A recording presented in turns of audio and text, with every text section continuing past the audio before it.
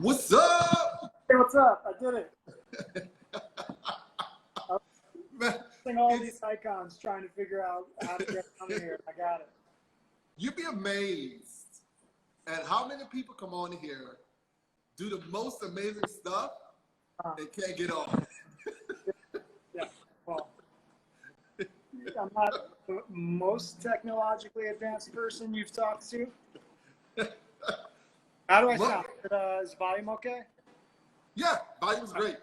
Cool. How's your day? Not bad so far. Got up early, went to the beach, did a little surfing, went for a run, and I'm at the shop now. And we have a pretty laid-back Friday. Installing a bunch of butterflies, got to sand a few things, and nothing too crazy. So you've already been to the beach, I was went up for a run? You got to get it in, man. Weekends with the family, and most of the hours of the day are at the shop. So, You gotta make it work. got to make it work. All right. Okay, so we're gonna start with the questions, Cool. and then we'll get into our craziness of doing this in New York City. Yeah. If you had the opportunity to go to the moon, would you? To go where? To the moon. No. Why not? I mean, I'd rather do like for what it would take to get me to the moon. I'd rather take that much ability and spread it out on like 100 places here on Earth. You know, Okay. All right. like what it would cost to go to the moon one time, you could travel and nicely for like the rest of your life. I would take that. No, you're right.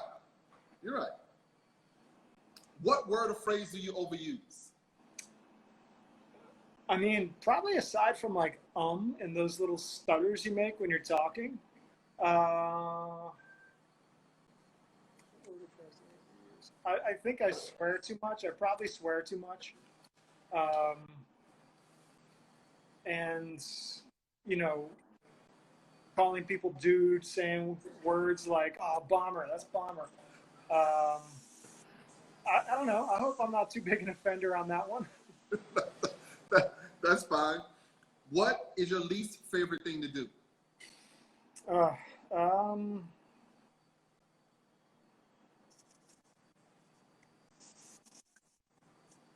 Taxes, Yeah, paperwork. that's a common answer. Yeah, like that type of just, busy work and paperwork, data entry. If I had to do that all day, I'd probably just kill myself. That type of thing will kill me. And I'm not that great at it. Even just keeping track of bookkeeping for a small company is, it's for my brain, it's so frustrating. I'd rather like be killing myself with something physical that's really hard and uncomfortable than to direct my brain that way. Right. So, do you do your bookkeeping, or do you have a bookkeeper? A little bit of both.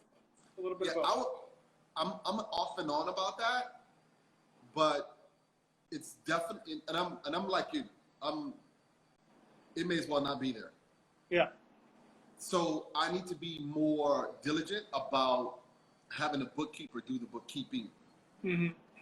And it's one of those things where something comes up and you need the numbers. You're like, damn. So that person has come in to catch up. Yeah.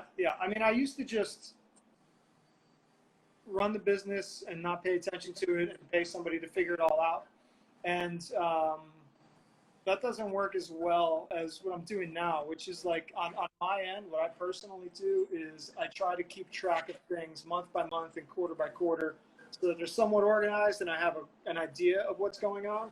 And then I have an accountant just wrap that all up really nicely at the end of the year. Okay. What is your most favorite thing to do? Life question. I mean, I love having time to just shed responsibilities and be with my girls, like my wife and my daughter. Like when we're together, even if it's just a weekend or if we're on vacation, but we're just there to enjoy what's in front of us. That's my bliss. You know, personally on my own, I love to surf. I love rock climbing. I love, you know, working on my Jeep and taking it off road. I love music. I've been a musician my whole life. I love playing music. So those are the things that kind of keep me a little sane. Why, you know, I was up at 5 o'clock this morning and headed directly to the beach before work because it's just that little bit, those few hours of like solitude and alone time. To like I'm good for 2 weeks off of that. So what beach do you go to? I was at Rockaway this morning. Were there many people there? Nope. No. That's good. Yeah, I paddled out into an area where I had the whole thing to myself. It's not always the case in Rockaway. You can paddle out and 30 minutes later there's 100 people out there with you. But today, it was nice. It was quiet. Yeah, traffic jam in the ocean. Yeah. Yeah. What is the one thing your spouse or significant other would change about you? She's probably watching and already has an answer. Let me see if because when you think about that, Simi Goods, Tom Jones and his wife are like twins. So she was on this, and I'm asking him questions, and she's answering them simultaneous.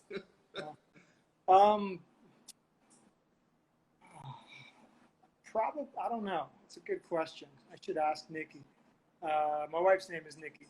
What would she change? But I'm going to guess that it would have something to do with, I mean, a generic thing that a lot of wives would probably ask of their husbands, which is a little bit less selfishness, a little bit more compassion, a little bit more attention paid to things around the house. Like when I walk home, you could take 10 things in my living room and move them around, and it'll take me a week and a half to notice, you know? But if I move one thing slightly, Nikki will walk in the door and be like, who moved that? So, you know, the same thing applies when it comes to, say, time to clean things. It occurs to me much later than it does to Nikki, and, you know, that in that way, she winds up doing more than the lion's share of, like, taking care of it. So I bet that would be one thing. You know, being more understanding and listening, especially to criticism, instead of, you know, right away putting up the defense. That's an easy thing for anybody to ask of anybody. And Pause for a second, right? I've heard a few guys talk about that, about being able to take criticism from their wives and accept it as criticism and not as an attack. Right. Yeah. Okay. Easier said than done for some people. Well, yeah, for a lot. Did you want to add anything else to that, or are you good on the answer? I think I'm good. I don't want to take a deep dive into my issues. That's another conversation at another time with with someone else. and we got to bring a professional in. What makes you tick?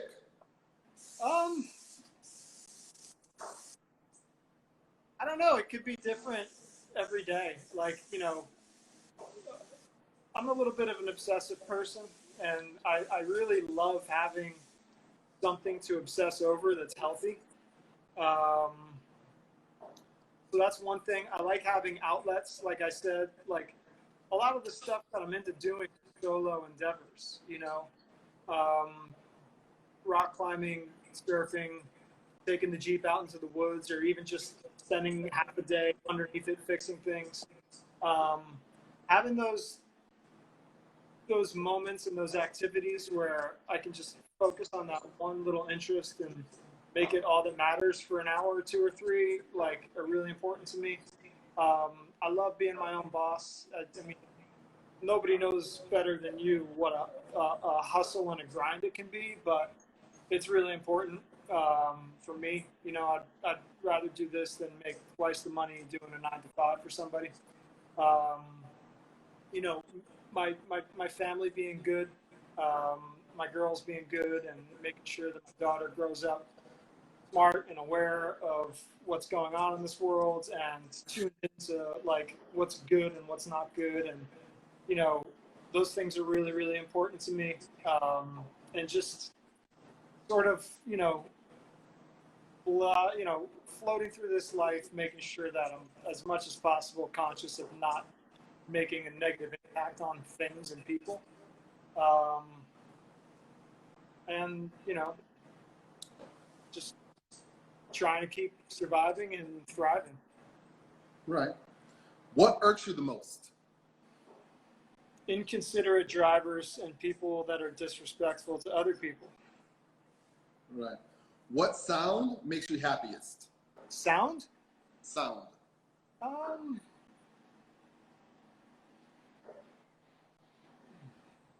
That's a good question. I guess laughter. Laughter is contagious. It is. What sound bothers you the most? Whining. Both of these sounds come from people. So, I mean, aside from like nails on the chalkboard, that's a verbal version of that. You know? Yeah. Again, it's like the disrespect thing. Like when I hear that, it just grinds my gears. You hear people that are just completely unaware of what the actual situation is, like throwing a fit, say, because they're out of like the cardboard sleeves that make your cup less hot to touch at Starbucks.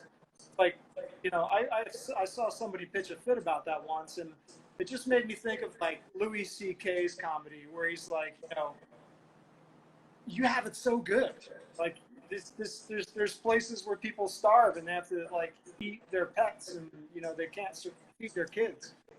So like just that little bit of groundedness or a lack of it is also annoying. Like your right to not wear a mask.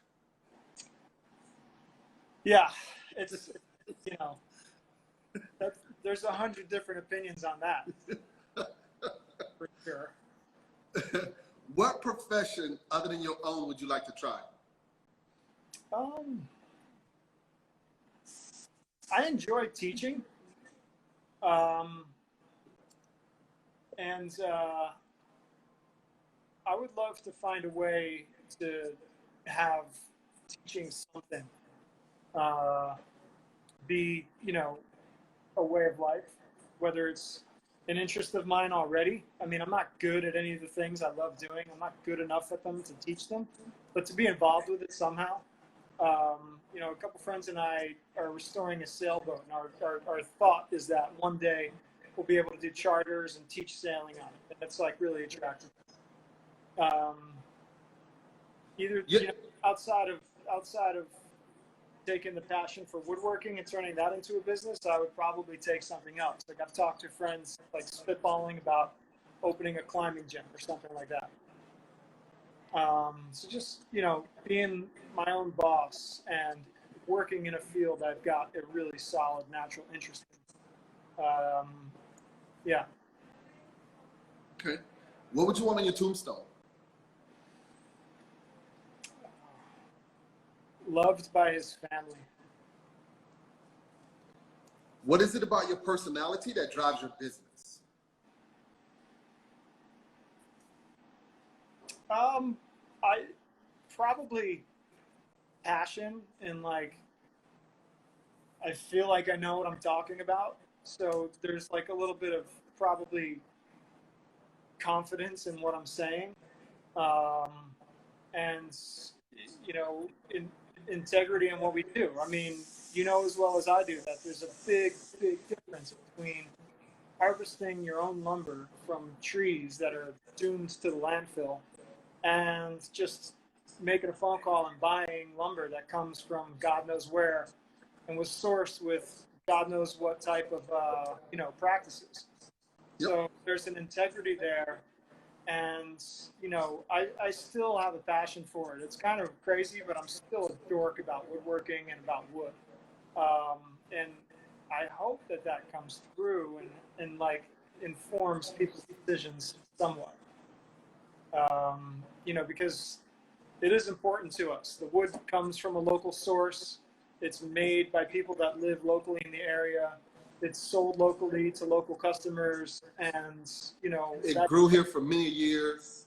Yeah. So hopefully that's it. What is it about your personality that hinders your business? I can be very stubborn. That's like the double-edged sword of running your own ship, is like you're the captain. And I think the artist Tom Sachs said it best. He said something along the lines of like, for better or for worse, it's not the right way and it's not the wrong way. It's got to be my way. And when you live by that code, sometimes you're doing things the dumb way, but you're so stubborn and you're the guy in charge that's how it is. And so it's easy to get in your own way, for sure. And it's the type of thing that's really clear afterwards and not in the moment. So, that's one of them. Also, like, I don't analyze where the profit is maximized and follow that. Like, I'm determined to stay in the lane that I've chosen, which is, lots of live edge stuff, milling our own things, a sort of mid-century aesthetic. And, when people ask me for things well outside of that, I could do it and take their money, but I don't like it, so I don't sometimes. And it's obviously limited, we could be doing, $700 tables and doing like thousands of them a year, but I'd rather do, $12,000 tables and do like a couple a month, along with the other smaller projects. And so there's a little bit of stubbornness there too. And I'm, as you say that, because I've when we first started, I spoke more with Dan and less with you. And now I'm getting to know you better, and it's just funny thinking about you two working together. Two different things. Yeah. But both strong personalities. Well, you know what? In a way, if we were both like him, or if we were both like me, it probably wouldn't work. Yeah. Like, for people that are listening and don't know what you're talking about, my former business partner, Dan Richfield, and we were together in this business from like 2010 till I think 2018. And, we were friends before we started the business, but we're definitely like opposites in a lot of ways. And, that was really good because, just having one brain try to cover all the bases is obviously not as good as having another brain that thinks outside of that first one. I can attest to that. Yeah. Right now it's just me, and it's sink or swim. So that's a double-edged sword. All the decisions are on me. So if things are good, then I can pat myself on the back, and when things go south, then I've only got my own ass to kick. So it's like, yeah. Let me tell you, I'm kicking myself in the butt a lot more than I'm patting myself on the back right now. You have to, yeah. You can't be blinded by small successes. You got to stay honest with yourself, and you got to look at failures and try to turn them around and be accountable for them. Yeah. Again, it's easier said than done. Yeah.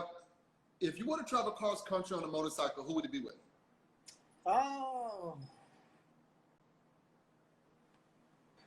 It would be my buddy and former shop manager, Steven Ritter. Okay. I think he'd make a good cross-country motorcycle companion. Right. What was your favorite concert?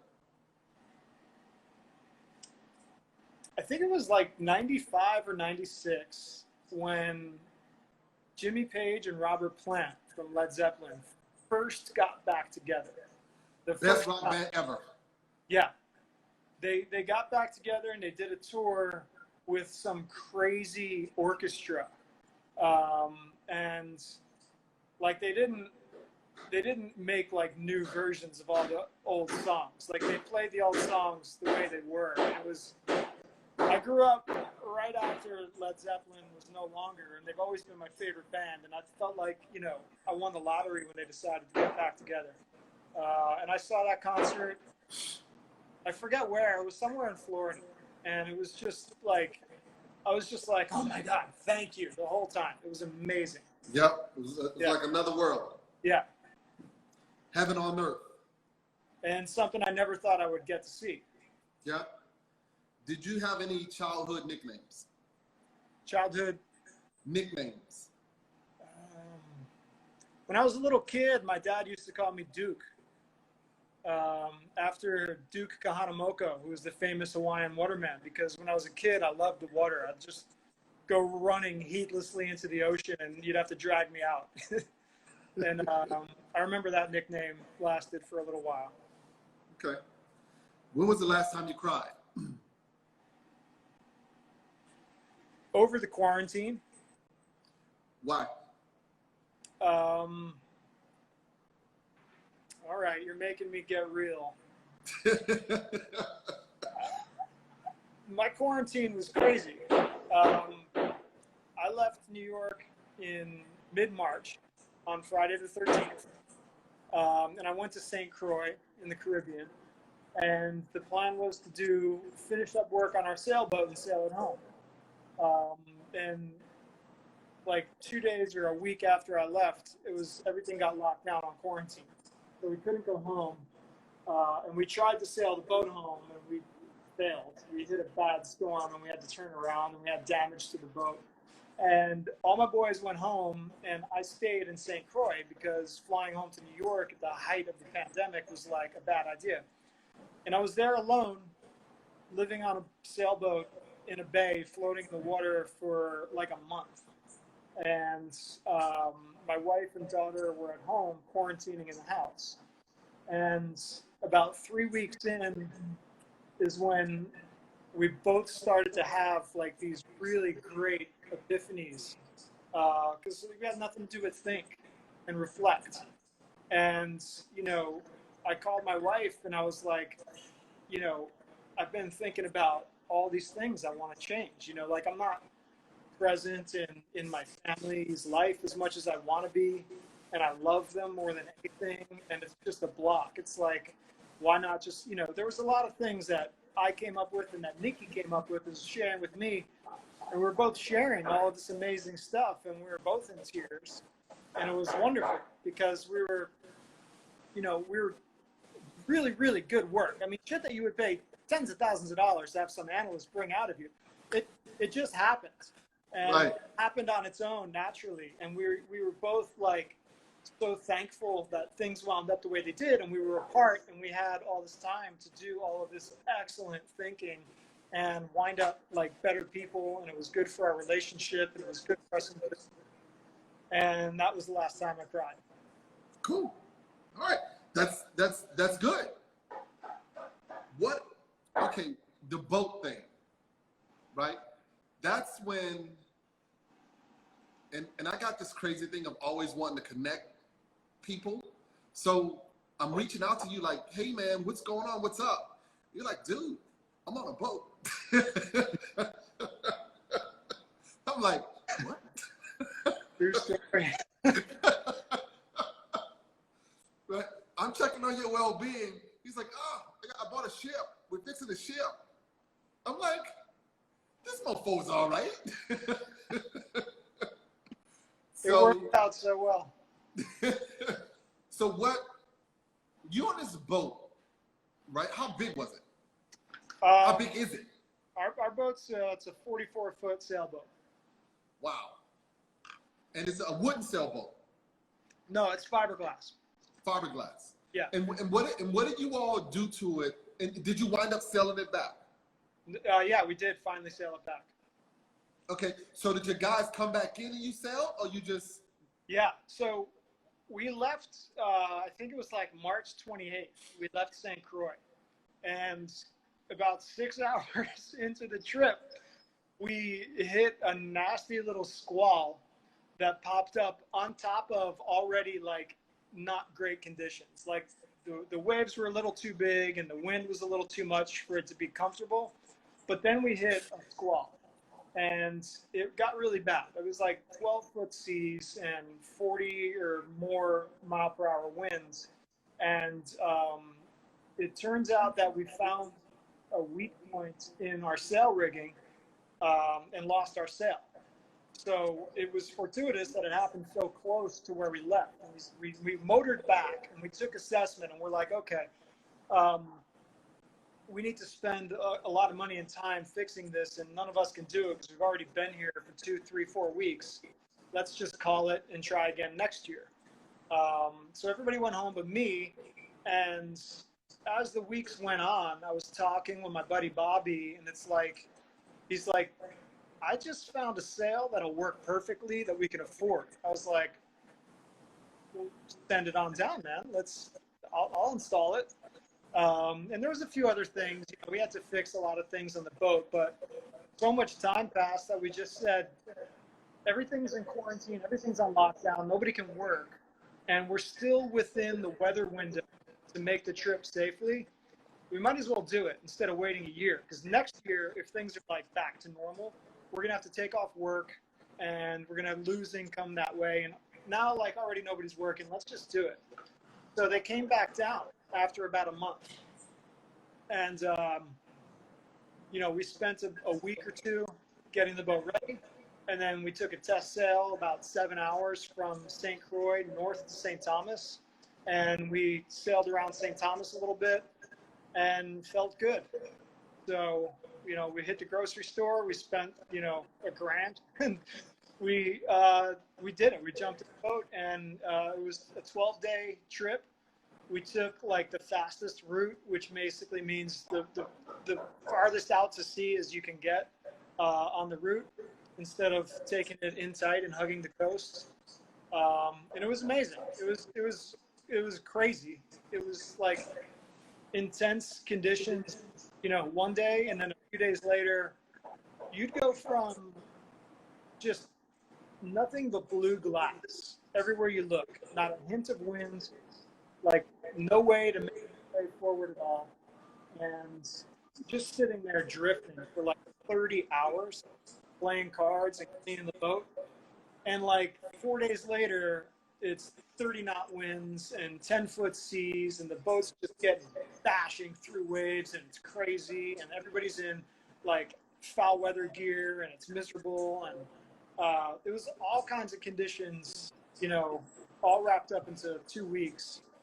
And it was wild. It was a really cool experience. That's pretty cool. How many guys? There were 4 of us. And were these all your buddies? 3 of them were, and one guy was a friend of our captain, Bobby, who is like, his name is Roman, and I didn't know him, and I don't think our other friend Alan knew him, but Bobby did, and Roman's got extensive sailing experience and just knows rigging and tuning a rig and all that, like, really, really well. So he was a great addition. Really thankful that he joined in. And he was a big plus to have. Because the other thing is, dude, I don't know anything about sailing. I've never sailed before. This whole experience with this boat is my first experience with sailing. And everything I know about sailing happened on this trip. So now you know a lot about sailing. I know more than I did, like. So why, if you didn't know anything about sailing, why'd you get the boat? This seemed like fun.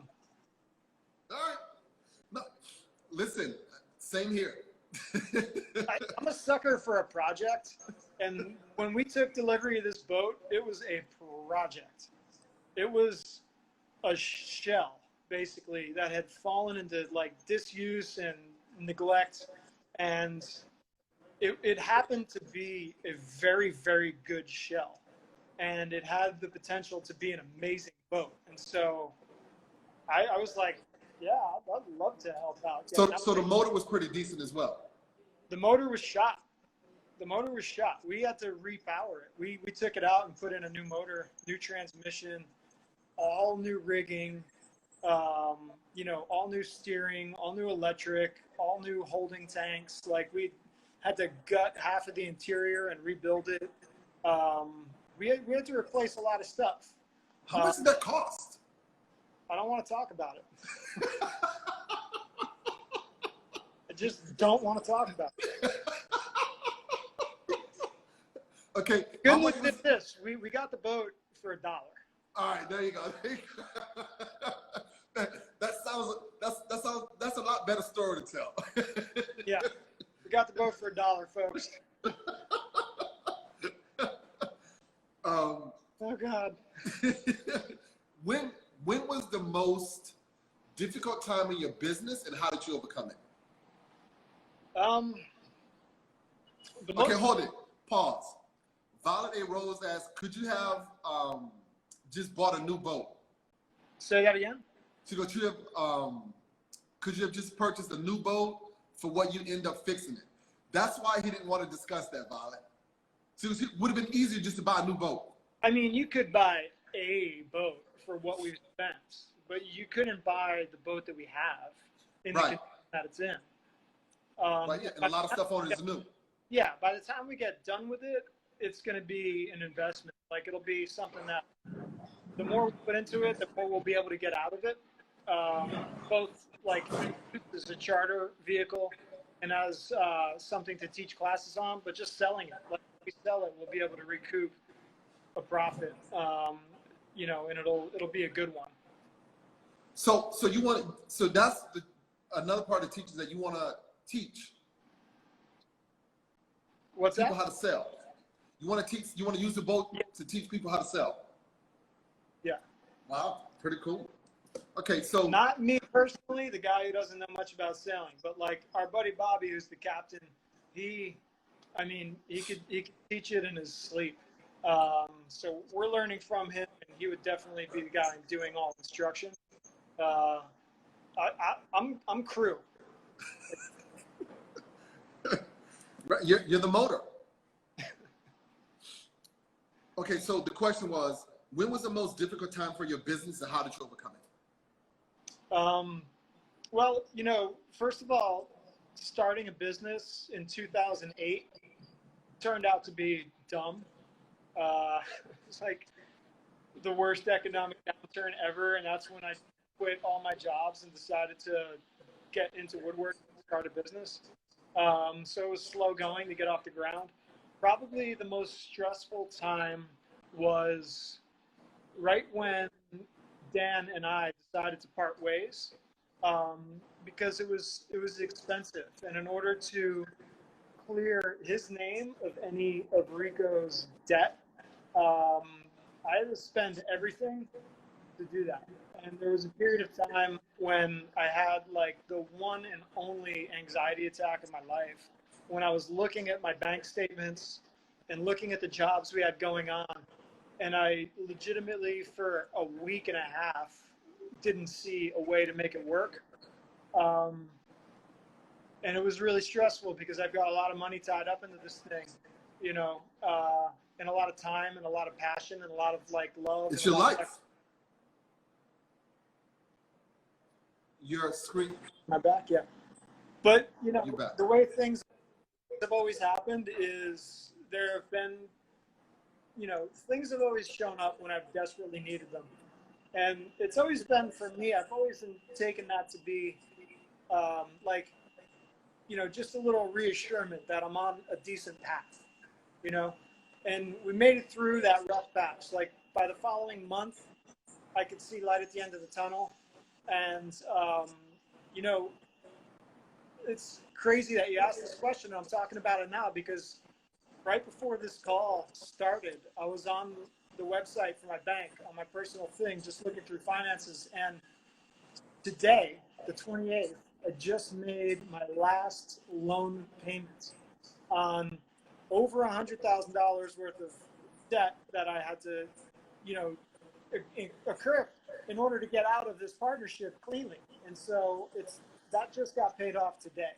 Congratulations. It's a huge loan payment that I'm done with, and it's a huge amount of debt that I'm out from beneath.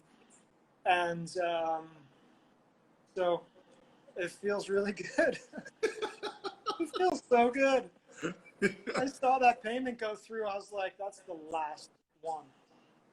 Awesome. Good for you, man. Congrats. Thanks.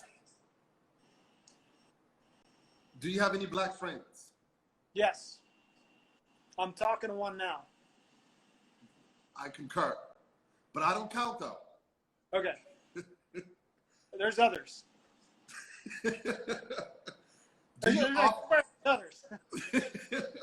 Do you often see people of color in your industry? Not often enough. Not often enough. I mean, I see them, but it's obviously few and far between for people of color and for women. You know, there's really talented people out there that deserve shout outs, and I'm sure there's people that could be amazing in this industry.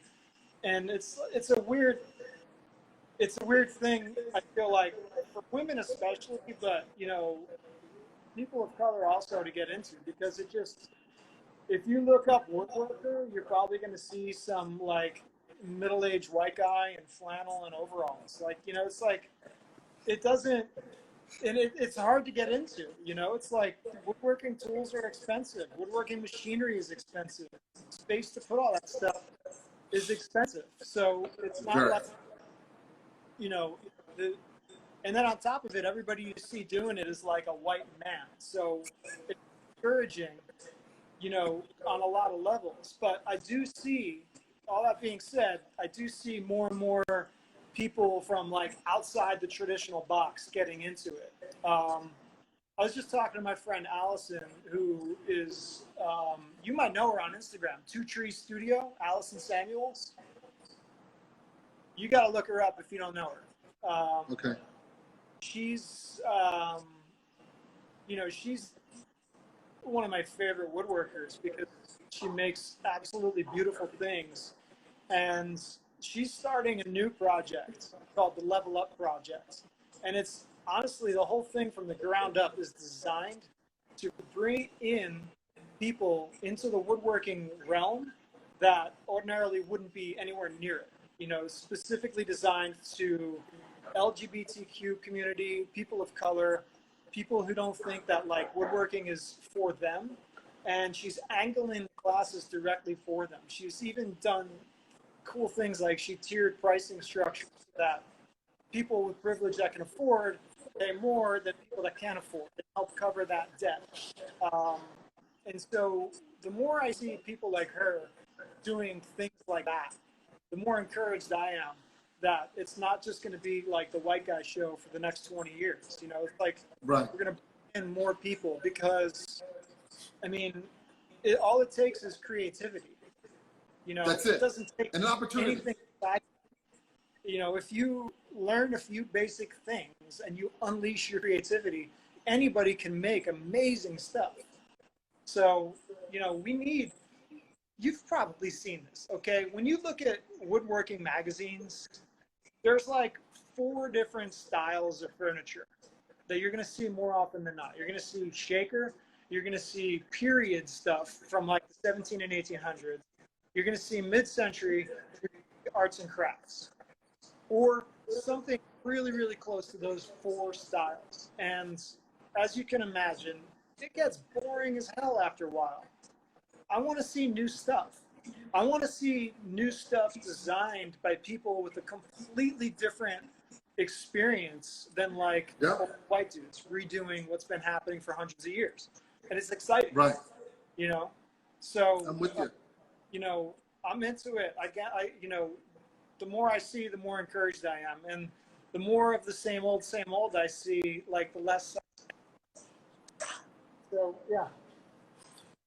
Allison's just checked in or just commented. Okay, yeah. She's awesome. You got to check her out. Her work is amazing. And she's on the radar. On like a project simply designed on, bringing in people from like the outside. It's wild. It's wild. It's a huge undertaking, and thankfully she's like half a genius, so I'm sure it's going to work well. Yeah, and we help out when we can. Yeah, totally. Who would you most like to have a conversation with?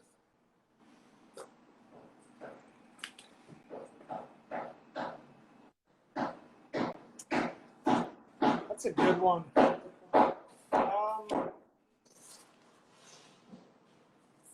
You know who I'd like to get in a room together?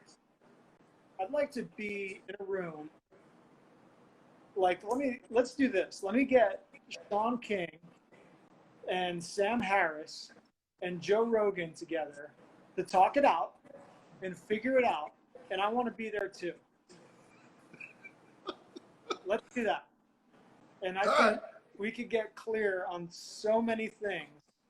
No matter who you are, no matter what you think, I think that if we could do that conversation, it would be really good for humankind. Yeah, I think a lot of our issues in this world, in this country, are due to, as you stated, lack of communication. Yeah. And compassion. Having the ability to calmly and rationally listen to someone else. And not just listen, but take in their point of view. Put yourself in their shoes and be like, let me really, really be in what this person is saying. Yes, the compassion part. Because I think in this country, we think just because we differ, that we're enemies. Yeah. And we're not. We just see things differently. Totally. I'm sorry. I'm plugging in my phone right now because the battery's going out. So that's fine. Yeah. Okay. So now we're done with the questions. We can get into your journey. Okay. And I'm gonna dip in and out a little bit. How we met.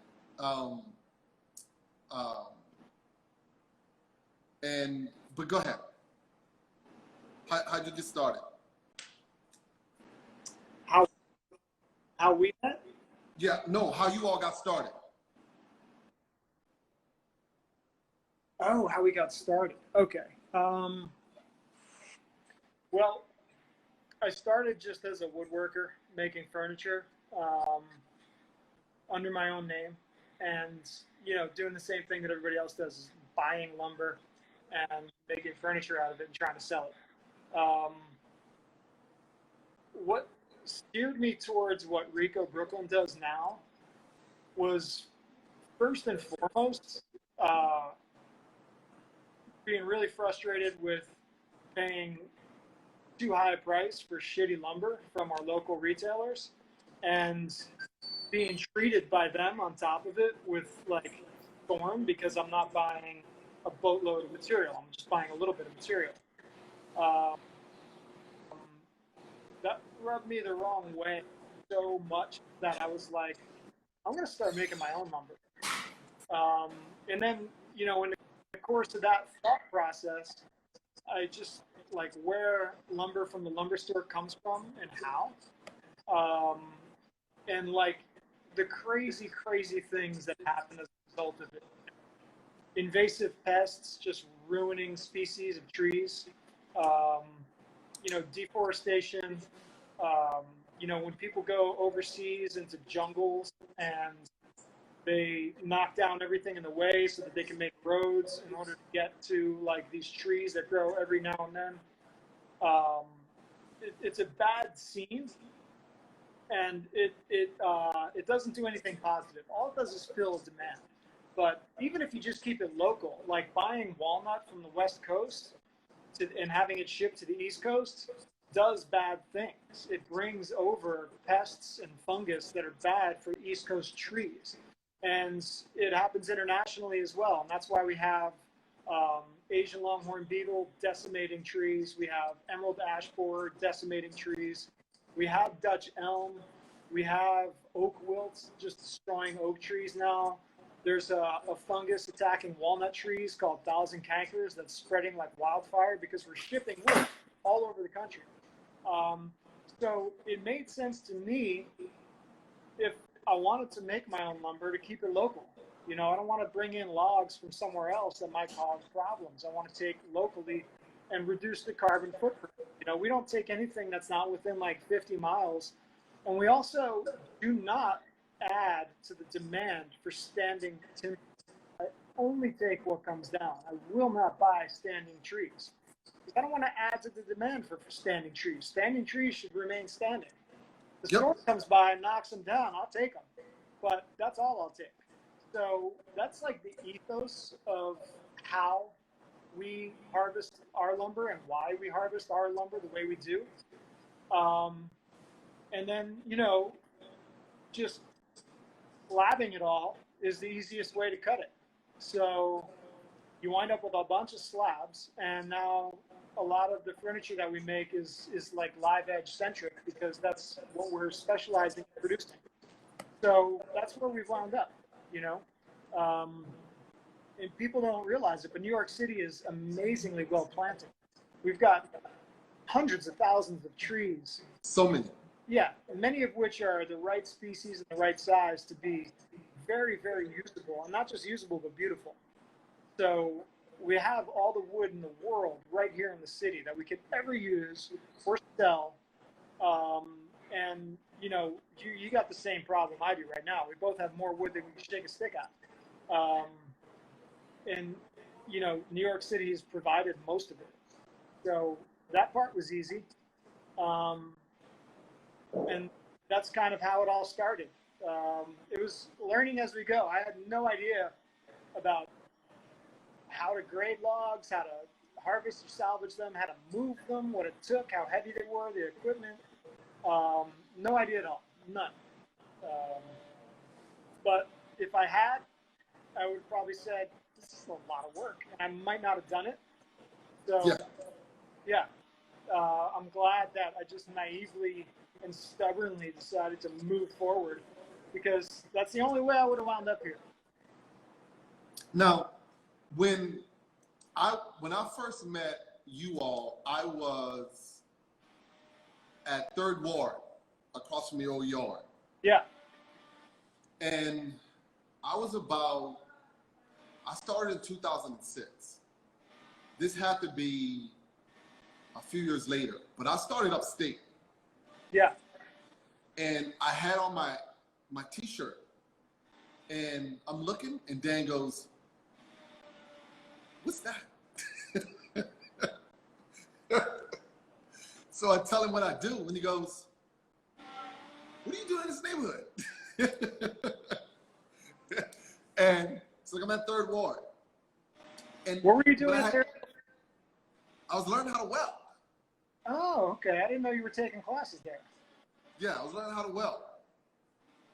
And sometimes when I have clients, I'll peep in to see you all, and Dan would be like, "What are you doing here?" Like, he was checking to see how much work I was getting out of Brooklyn. So Sandy happens, and I think I called and you answered the phone. I was like, "Hey, I'm in Hurricane Sand. I'm at Floyd Bennett Field. Come and get some free wood." I said, "But if there's any press, I want it." And you were like, "Nah, I'm good." And I was like, "Okay," because it was a short distance. So, and I think at that point, I think that's where the line was drawn, we became kind of competitive. Well, here, let me fill in one quick thing. Okay, go While ahead. you were at Floyd Bennett Fields, we were in North Hempstead in Long Island. Okay. It was the same situation. It was like a holding area for all of this debris. And we literally had, like, we took as much as we possibly could hold in our yard. And it was like 100th of a % of what was there. And so, like, I could have had 1,000 times the space and still not even scratched the surface. We were getting more material from Sandy and from Irene before Sandy than we could shake a stick at. So part of the decision was like, we simply can't. Like, I can go there and take logs, but they're going to stay on the trailer because I have nowhere to offload them. Right, right. And I think the other time, and that one we became a little more competitive. And then I thought this was funny. I think this may have been a little after that. I remember I was in Stuytown. I think I was probably on my bike. And you was like, "Hey, you got a minute?" I was like, "Yeah, what's up?" And you were like, "How's your saw?" I was like, "It's okay."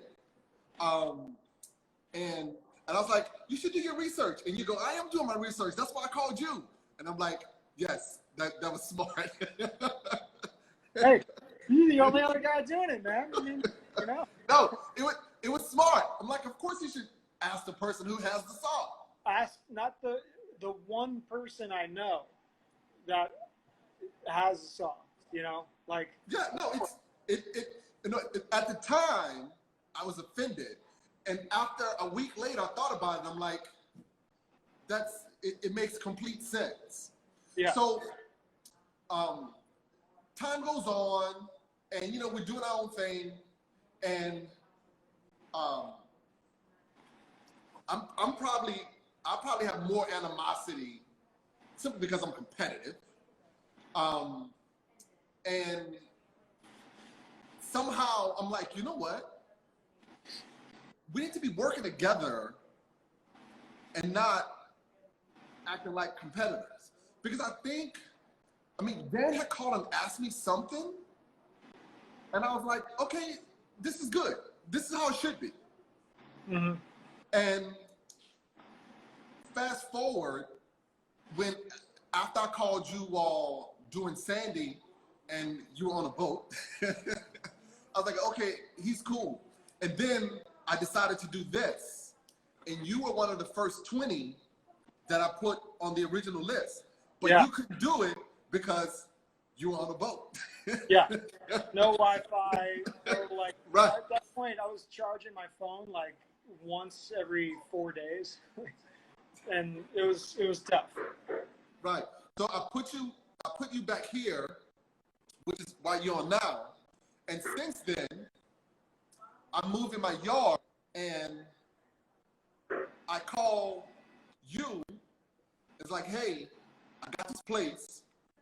It's pretty nice. Do you want in? So you're like, yeah, let's. I said, I'm going to see the landlord on Thursday. And you're like, yeah, I'll come. So we both go to see the place.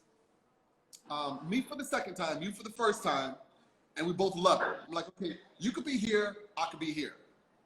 Yeah. So we're doing this, and we're going on, and then we talk about working together and how to build together, and then the landlord,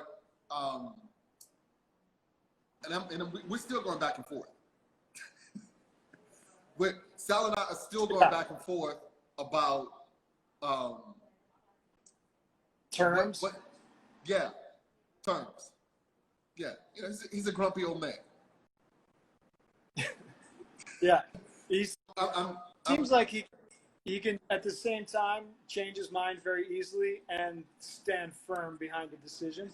So it's like. Yes, I got to stay on it until I get everything completely finalized. He's up in the air.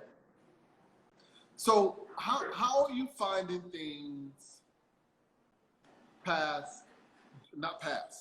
during COVID? Say that one more time. It was breaking up. How are things for you now during COVID? Business is thankfully picking back up as of like July, which was unexpected. We didn't have a single order. I did not take in a penny of income March, April, and May. It was really tough. It was really hard to go 3 months with no money whatsoever coming in. we've managed to get through that, and things started picking up around July, um, and we have a fairly steady flow right now that I'm really thankful for. But I do still need to make that move. Whether it's Sal's property or something similar, like that's a big thing that has to happen. It's going to be really expensive. It's going to take a huge amount of my time and effort away from the shop. Move the whole lumber yard to a new location. So it's not like we're on easy street. We just came off of a horrible first 2 quarters, and now have a big expense that we have to do. So we're just trying to maintain. Literally. I might right now be a little less stubborn than I was talking about before. People, I don't care what you want. I don't care what you just come to me. I will give you what you want. I don't care how ugly I think it is. You got it. So, it's like we're just making it happen. It's like the old familiar struggle, which is where I keep it. It's like there's no coasting. If things are going well, it's like good. Now we got to make them better. Yes. Yeah, that's okay. Now we're gonna go into hour 2. Are you okay with going another 30 minutes and giving us a tour? Sure.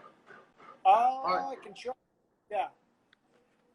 However, take my phone around the shop? Yeah. I can do that. All right.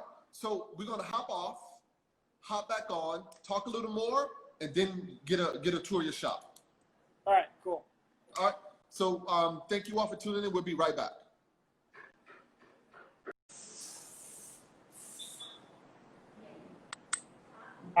back. We did it. All right. So you all are going steady. Business is good. Things are okay. Now, after this past storm, did you get a lot of calls? Got a lot of calls. Yeah. Wasn't able to take up any of them because. Same. Yeah. Same. Usually beyond capacity that I need to pay to move. So taking in new stuff. And I got some good calls, man. I was like, I can't. Yeah, people call me, people email. Some of the Walnut I went to see, but most of it I didn't bother because I know it'll only make my situation worse. Yeah. So it wasn't even an option. Like, no, I'm not doing that right now. I can't do that right now. I think both of us are already. We don't need any new wood. Like if I didn't have anything good just waiting to be cut, that'd be one thing. But you more so than me, you've got a huge stockpile. But I've got a lot of stuff that is already cut. It needs to go through the kiln and is amazing. And I've got a lot of logs that I wait to cut into. So I'm not, that's never been the bottleneck for me. Right. So it's nice because you can be selective. But right now, as selective as I want to be, I couldn't take in a log. It would be stupid for me to take in more material now. Yep. Yeah. The same here. And that's the thing about, the new space that we looked at is that space will allow us to move a lot of material. It is nice. Yeah. It is so nice. Yep. So I'm going to get on him and I'm going to try and go and pave the way and give you his temperature. Let me know. Yeah, I will. So let's do a tour. All right. Let me unplug my phone. You got enough battery, or are we going to die in 10 minutes? I think it'll be okay. All right. I'm going to switch the camera around. Yep.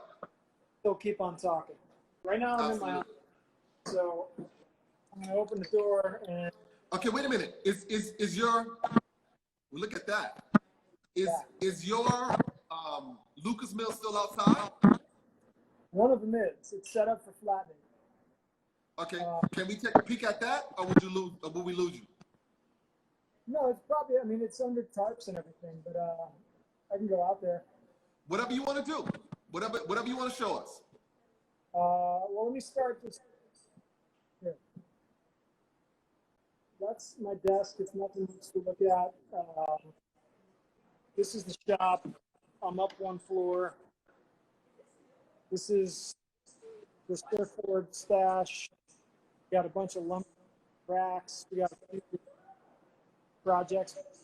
We got Mike Lane from Lane Woodworks over here installing not one, not two, not 10, but probably like 15 flies in this. How big is this table? Is this 12? This is 12 feet.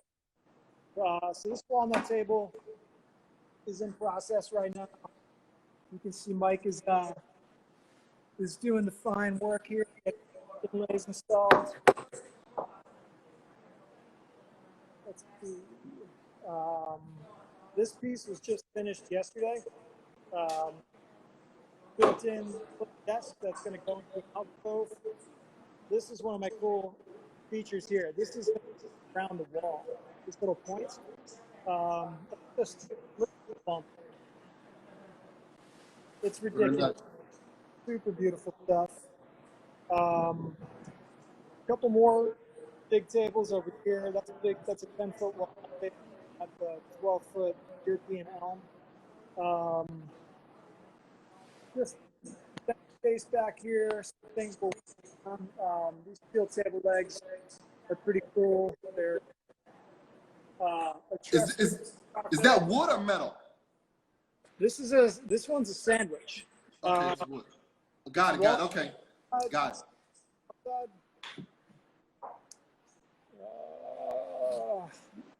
Couple towers of power. There's dirt bike storage included in the shop. Now, are those your dirt bikes?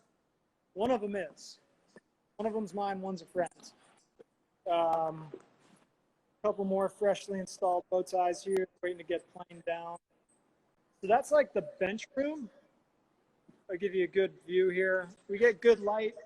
There's a table base hanging from the ceiling up there.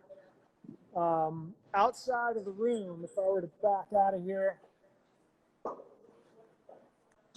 that's how you know you're in the right place. Take a quick look at the slab room. I have around 100 slabs on hand in here. Very nice. Is that a custom rack you built? Yeah, we built this when we moved into the shop. A bunch of steel. It's bolted into the top, and like these crossbars are welded in, bolted to the wall, and then bolted down to the floor. So nice. You can really pack these maybe with 4 slabs per bay, but if we keep 2 or 3 in each bay, it lets you sort of sift through the slabs. So the whole library is in here. We've got, 155-inch tall slabs. We've got 6-foot tall slabs. We've got stuff flattened here on the cart, just waiting for us to make stuff out of it. This is the first place I come when we're looking for material for a project, is this room. And then the machine area is in here. We've got one giant table connecting the sliding saw with the cabinet saw. There's a CNC machine in the back and another one in that room. You like old iron, Robert. Here's an Oliver. What's wrong with Oliver? Very Oliver's nice. Oliver. Very nice. Got this jointer in the back over there.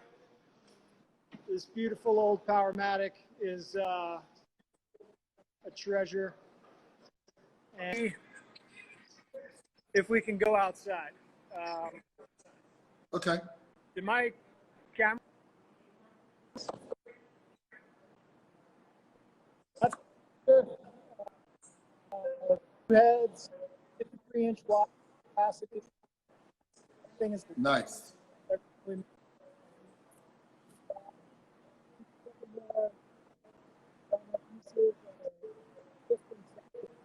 Okay, you're sounding muffled. What's that? Good. So you were sounding muffled. Sorry. Any better? Yep, much better. All right. So, yeah, that's the bulk of the shop. I'm going to go outside. The mill looks like there's a lumber delivery here for somebody.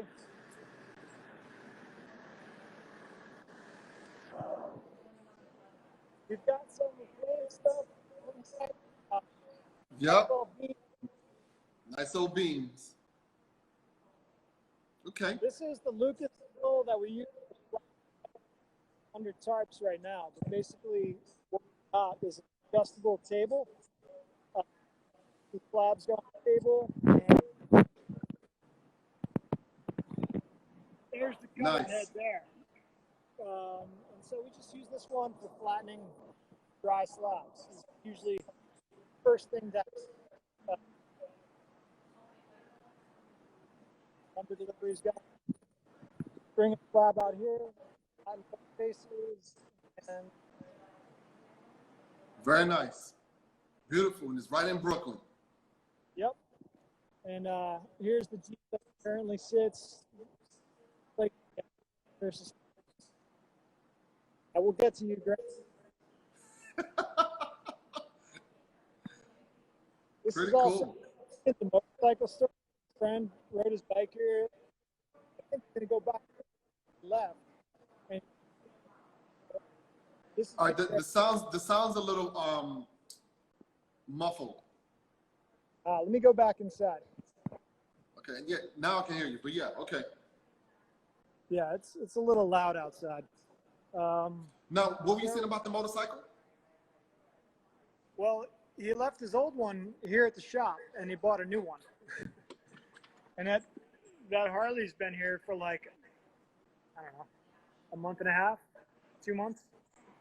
So it's for sale. Everybody's seen it. It's a nice little ride. If anybody's interested, give me a shout.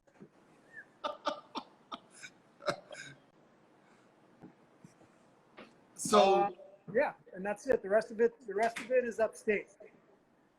right. Yep. So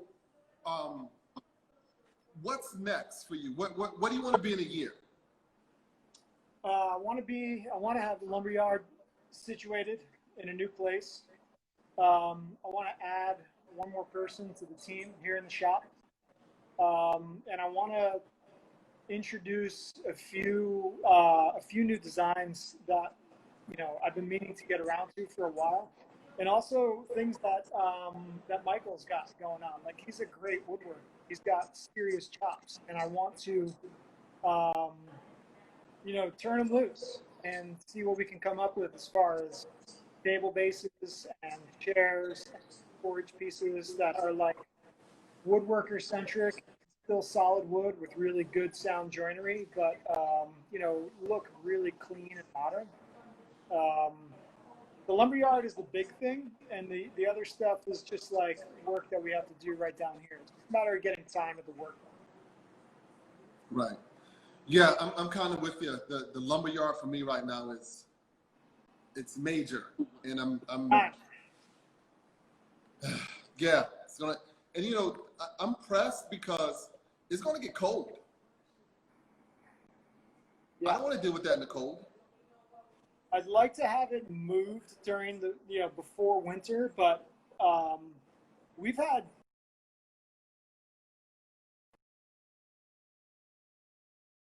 is not just like instantly baking and so I'd love to get moved by like November latest and be milling most of November, December, and January. Yeah, I'm with you. We can bump it here. December, January, February if needed, but yeah, we don't want to be doing this move in like the snow. So or the cold. Yeah. I mean, this is an outdoor fall, summer, spring kind of thing you want to do, not in the middle of the winter. Yeah. The machines work are harder to start. It's all bad. It's all bad. So, thank you for your time, man. I appreciate it. Dude, thank you so much for having me on. I know I was a pain in the ass with the schedule earlier because I couldn't make the first date or two, but I'm glad I finally got on. And Yep. Also, I'm really glad you called me about this property upstate, and that we just started talking again. yes, so am I. Yeah, So thank you for having me on. Yeah, we both would be better off communicating more than less. It's your last name, man. A rising tide floats all boats. Yep. When it comes to the competition thing, I was never really competitive with anybody, and I probably give people way more time and energy than I should. People that are in the same business. You know what I mean? Like, people have called me and be like, "Hey, how do you do this?" And I just tell them like an idiot, you know. But like I said, I like teaching, and I honestly do think a rising tide floats all boats. Like, the more independent makers in this area that are doing well, like, the better for all of us. It is. And the better our work is, the better for all of us, you know? Yep. So, yeah, I don't have competition. I have people helping me be a thing. That's how I look at it. Yep. I remember Ben from Chef the Table. We were talking about this thing, and he's like, "Robert, how long have I known you? How many of the same jobs have we actually bid on?" And he and I talked about it, and it was a job that neither one of us should have taken. So yeah. there's definitely room in this, and most of the work that gets done is not from anywhere local. It's imported from somewhere, either another state or another country. Yeah. So also, you will be doing a takeover, I think, in the next week or so, and you're going to talk with SIOS Design, your buddies? COC? Yes. I'm doing a takeover? Yeah. Oh, cool. Yeah, I told her and you that, and I'm telling you again now, let you know. You're going to be me, and they're going to be them. So you're going to, but with your take on it, of course. So you're going to have a conversation with them. All right. I'm learning this now. When does this happen? How much time do I have to prepare? I think a week or two. Okay. Yeah. Check your messages more, though. They're a good example of people that aren't the typical mold crushing in this business. And like I said, coming up with designs that are new and beautiful and not just like the same old stuff. Perfect. I'm glad. I'm psyched that I get to take over. Yep. Yes, you're driving that interview, that conversation. You got it. Dude, look at my camera froze on my smile. It did. So, and fix your Wi-Fi. But dude, thank me on here. My pleasure. Thank you, brother. I appreciate it. All right. Talk to you later. Have a good one. Thank you.